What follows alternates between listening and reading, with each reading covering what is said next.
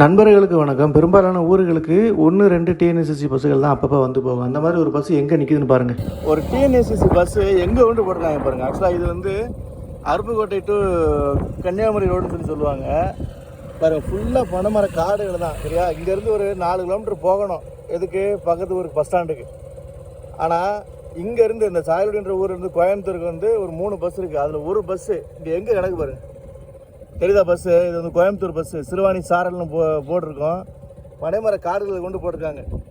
சொல்லப்போனால் இந்த டிரைவரு கண்டக்டருக்கும் பக்கத்தில் இருக்கிற இந்த பனையேறி குடும்பங்களுக்கும் சம்மந்தமே இருக்காது. ஒரு நம்பிக்கையோடு உள்ளே கொண்டு போட்டிருக்காங்க பாருங்கள். நான் முன்னாடி போய்ட்டு இந்த பஸ்ஸை காட்டுறேன்.